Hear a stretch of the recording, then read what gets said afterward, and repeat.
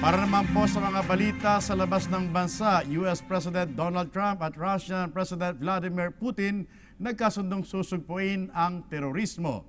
At pagpili po naman sa susunod na Director General ng World Health Organization o WHO, nasa huling yugto na. Ang mga detalye ng balitang ito mula kay Juliet Carangyan.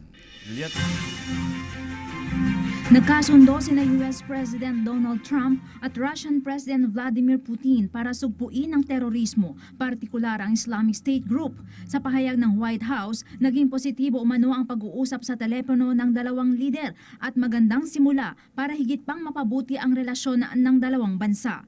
Matatandaang nabahiran ang relasyon ng dalawa matapos akusahan ng US Intelligence ang Russia ng panghahak sa mga computer ng Democratic National Committee at sa panghihimasok nito sa 2016 US presidential elections. Samantala nagrally ang libo-libong anti-abortion activists sa Washington bilang pagpapakita ng pagtutol sa abortion. Ito ay bahagi ng taunang selebrasyon ng March for Life. Ang naturang rally ay dinaluhan ni US Vice President Mike Pence na kilalang tumututol sa abortion.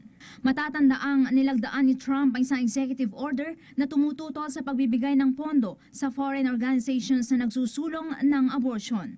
Nasa huling yugto na ang pagpili sa susunod na Director General ng World Health Organization o WHO. Kandidato sa naturang pwesto ang kauna-unahang African candidate na si Ethiopian Minister of Foreign Affairs Dr. Tedros Adhanom Ghebreyesus. Sumunod ay si David Nabarro ang kasalukuyang Special Advisor to the UN Secretary General on the 2030 Agenda for Sustainable Development and Climate Change.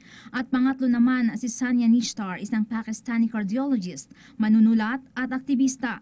Ang pagpili sa susunod na leader ng WHO ng 174 na miyembro ng World Health Assembly ay magaganap sa Mayo. Ang mahala lang siyang papalit sa kasalukuyang Director General ng institusyon na si Margaret Chan na nanungkulan sa organisasyon sa loob ng 10 taon. Para sa PTV News, Juliet Carangyan.